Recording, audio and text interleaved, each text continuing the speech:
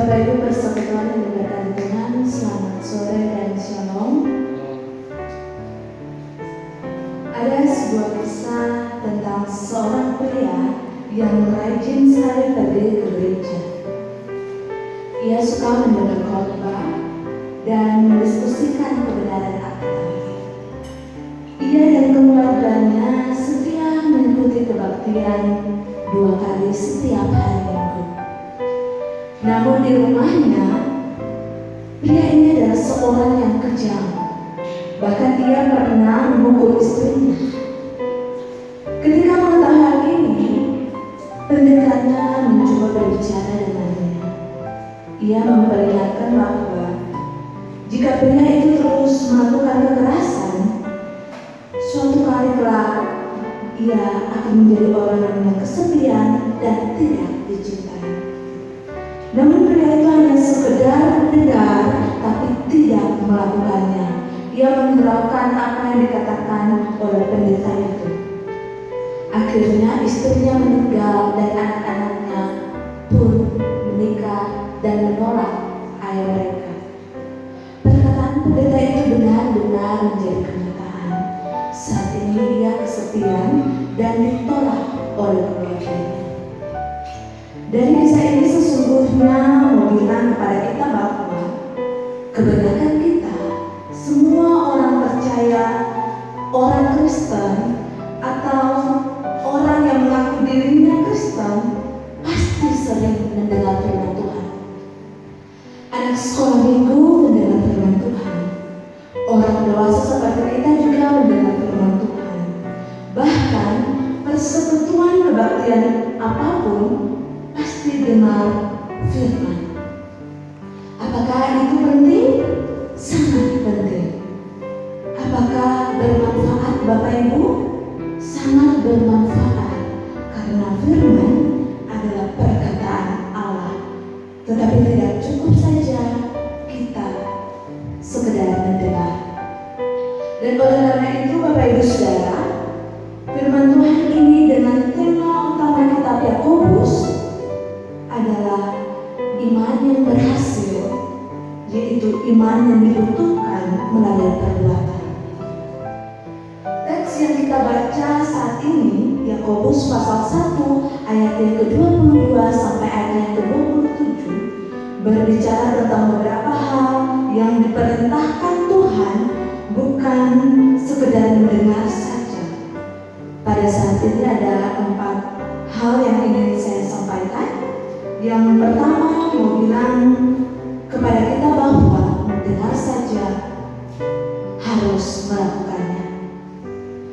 Bapak Ibu, jika kita hanya mendengar firman dan kita tidak melakukan firman itu, kita sama saja menipu diri kita sendiri.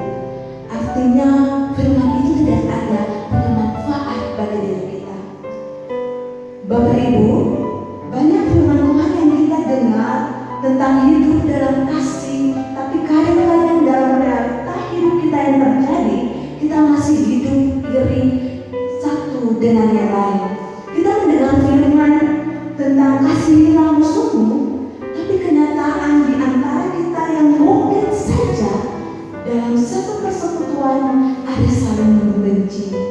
Dan oleh karena itu, poin yang pertama ini mengingatkan kita adalah sia-sia kita hidup tidak melakukan firman Tuhan. Poin yang kedua Bapak Ibu Saudara, kita diminta untuk sungguh-sungguh bertekun di dalam meneliti firman Tuhan.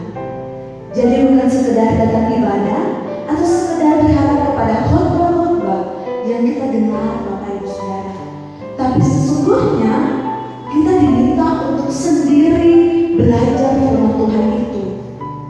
Kata meneliti dan bertekun sesungguhnya menuntut pengorbanan, menuntut upaya kita.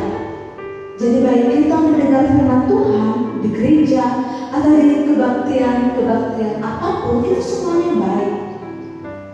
Tapi perintah firman Tuhan ini mau bilang bahwa kita sendiri juga harus sungguh-sungguh meneliti dan bertekun belajar firman Tuhan supaya kita dapat menjadi pelaku dan kita akan disebut berbahagia. Kadang-kadang Bapak Ibu kita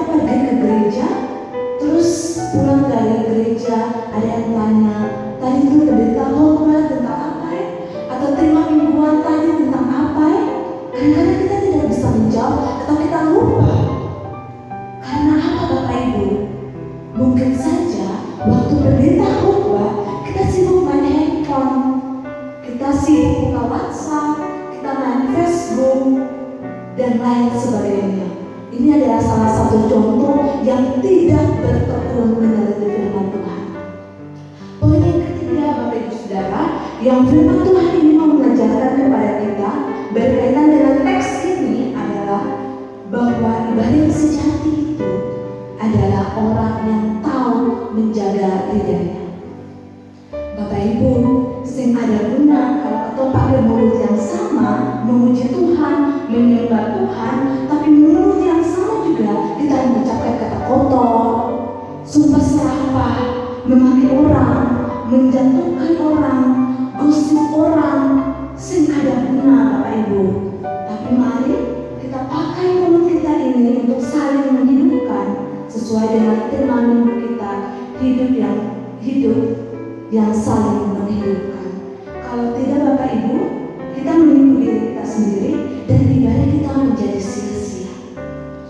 Poin yang keempat dalam pembacaan kita saat ini mau bilang kepada kita bahwa ibadah bukan hanya sekedar memuji Tuhan atau mendengar firman Tuhan, tapi ternyata Bapak Ibu Saudara, ibadah yang murni juga adalah kita mengunjungi anak-anak yatim piatu, para janda, orang susah. Itulah ibadah yang sejati.